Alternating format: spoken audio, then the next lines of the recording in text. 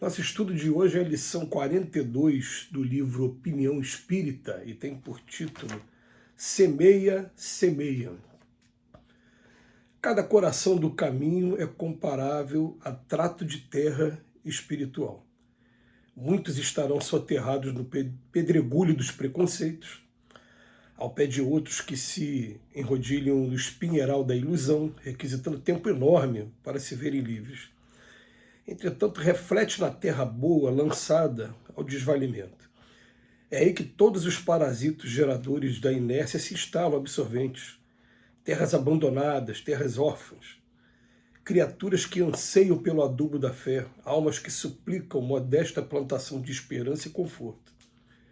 Esses solos desprezados, muitas vezes, te buscam, fronteiriços, descerram-te a visão na fadiga dos pais, que a dor e manifesta suplicia e consome, no desencanto dos companheiros tristes que carregam no peito o próprio sonho em cinza, no problema do filho que a revolta desgasta, na prova dos irmãos que sorriem chorando, para que eles não lhe vejam os detritos da angústia. Se já podes ouvir o excelso semeador, semeia, semeia. Sabes que a caridade é o sol que varre as sombras. Trazes contigo o dom de esparzir o consolo. Podes pronunciar a palavra da bênção, consegues derramar o que sobra da bolsa, transformando a moeda em prece de alegria. Guardas o braço forte que levanta os caídos, teus dedos são capazes de recompor as cordas que o sofrimento parte em corações alheios, afinando-as no tom da música fraterna. Retens o privilégio de repartir com os nus a roupa que largaste. Nada te freia as mãos do socorro ao doente. Ninguém te impede, enfim, de construir na estrada o bem para quem passa e o bem dos que virão. Não te detenhas, pois, no vazio das trevas. Planta a verdade, a luz, o júbilo e a bondade. Se percebes a voz do excelso semeador, escutá-lo-ás a cada passo rente aos próprios ouvidos a dizer-te confiante: trabalha enquanto é tempo e semeia, semeia.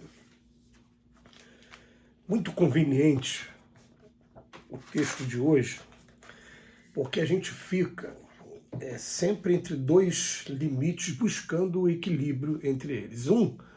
Quando a gente pega aquele versículo isolado que está nos evangelhos, fala, ide e pregai. E a gente vê companheiros, dependendo da religião, companheiros que vão de porta em porta batendo para entregar uma página, uma palavra qualquer, né, que esteja no Evangelho. A gente vê companheiros que vão para o meio das ruas, né, e eles estão no ir de pregar e no semeando dentro de uma interpretação. E você encontra uma outra interpretação, que é o outro extremo agora. Qual é o outro extremo?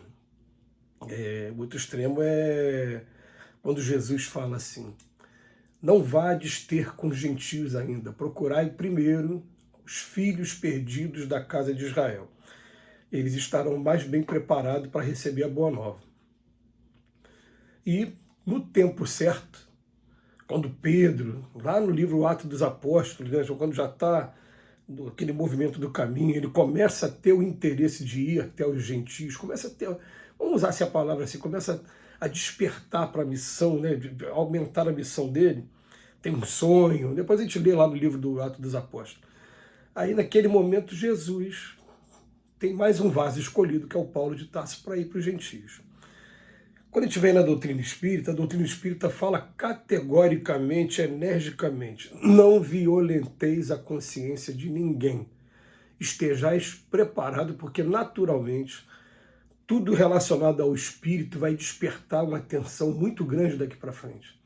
Então ele está querendo dizer para a gente o seguinte: no semeia, semeia, não vai entrar em discussão dogmática com alguma pessoa que esteja determinada dentro de um ponto de vista qualquer. A escolha é dele, ele tem livre-arbítrio.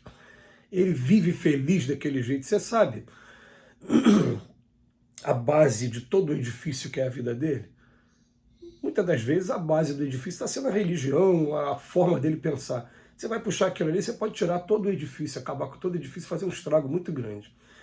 Então, no primeiro momento, a gente vai poder dizer assim, né, para procurar buscar o equilíbrio entre um e o outro. Nem ir de porta em porta, né, é o equilíbrio.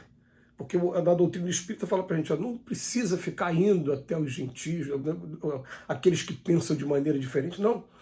Pelo contrário, fica parado e esteja pronto, esteja com, vamos botar assim, com recursos doutrinários e recursos de sentimento também, que naturalmente as coisas vão começar a acontecer. As pessoas vão chegar perto da gente e falar assim, espírita, você pode tirar uma dúvida minha?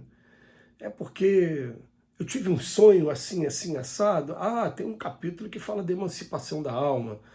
Né? São momentos que o espírito tem liberdade, mas cuidado, que a gente interpreta o sonho de maneira muito equivocada aqui na Terra. Oh, legal. Aí chega um outro perto de você, poxa, a gente parece que a pessoa que mora lá em casa está tendo uma visão, está vendo um espírito lá.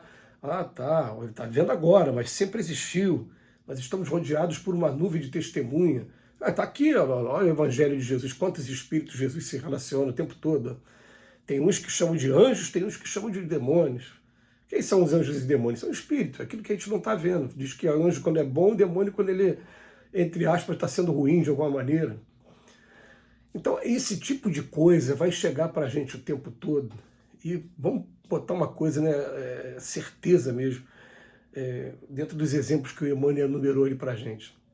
A gente vai estar, muitas das vezes, pensando assim, eu não tenho capacidade de ir lá para frente falar, porque eu não tenho dom da oratória. Eu não consigo ajudar no curso, porque eu não tenho conhecimento teórico, nem preparo para isso.